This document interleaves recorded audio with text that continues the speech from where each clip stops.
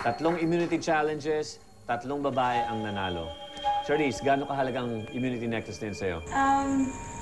Sobrang mahalaga kasi ilang beses ko naman inuulit na gusto ko talaga manalo ng at least one immunity challenge man lang while I'm here dito sa Merge na individually, ako mismo yung nagtrabaho para makuha ito. Vern, mula day one, kumbaga, ang pwedeng ilarawan sa paglaro mo ng Survivor straight up sa mga challenges, gagawin mo kung anong gusto mo. Sa tingin mo ba, yan ang isang bagay na magdadala sa'yo doon sa goal mo of being the top 3 or top 2? At the end of the day or after nitong Survivor, syempre ang gusto ng buong Pilipinas at lahat ng mga manonood, yung meron silang kapupulutang magandang aral. Ako, simpleng babae na meron akong minimiti, na meron akong goal. And para maabot yung goal na yon, kailangan kong paghirapan, kailangan kong magsumika para marating ko yon. Oras na para bumoto. Marlon.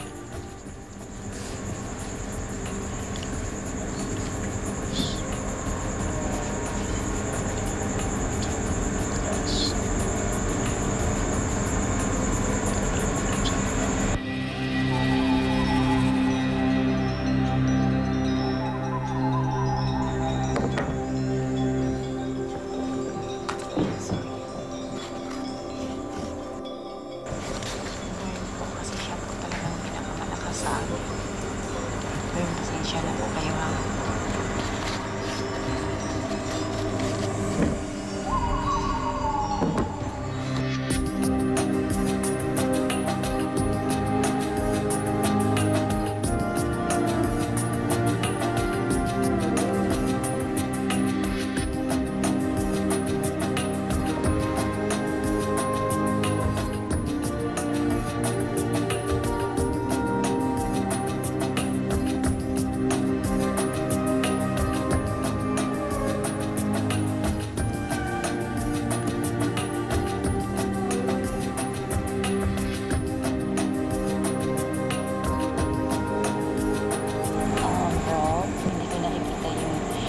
Competitiveness mo dito sa laro na to.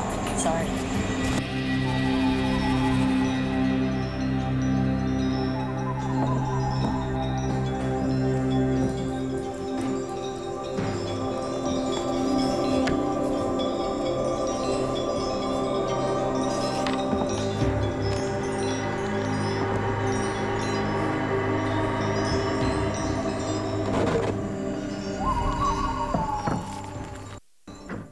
Rob, kukunin ko muna yung Black Pearl. Pabalik dito.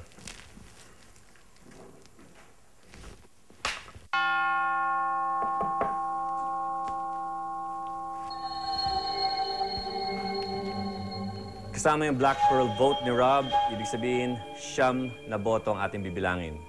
Let's start it off. Rob, 1 vote. Kung sino man makalima sa inyo, sapat na yon. Pangalawang boto, Vern. 1 vote Rob, 1 vote Vern. Pangatlong boto, Rob. Rob, 2, Vern, 1. Pang-apat na boto, Rob, 3, Vern, 1. Next vote, Vern. Vern, 2, Rob, 3. Susunod na boto, Rob. Rob, 4 yan. Vern, 2. Next vote. Vern, 3. Rob, 4. Susunod na boto. Vern. Vern, 4. Rob, 4. Isang balota na natitira. Rob, Vern, kung hindi niyo pangalan nakalagay dito, meron tayong tie break na gagawin ngayong gabi.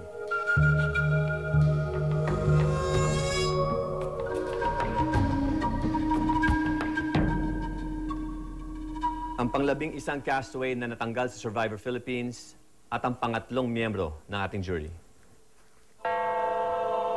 Vern. Vern? Vern, bago ka umalis, ang itim na perlas, pakibigay sa kahit sinong gusto mo bigyan ng extra vote. Charisse. Okay. Kaya ko yung sulu.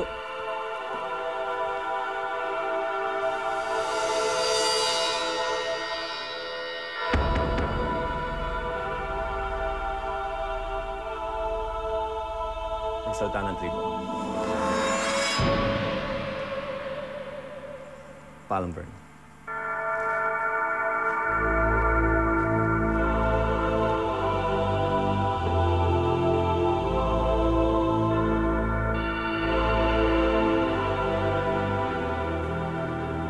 Susunod na Tribal Council, Charisse, may 1 vote ka na. Mula sa 8, 7 na lang. Malalim na talagang gabi. Balik na sa camp.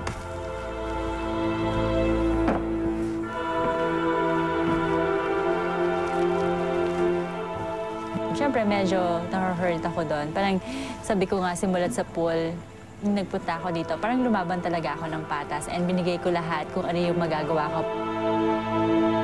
Parang naduduwag sila na harapin yung tao na talagang kalaban nila. Next week sa Survivor Philippines. And go! May panibagong hamon na namang haharapin ang Chalam Tribe. Mami Zita, mahabang buwelo!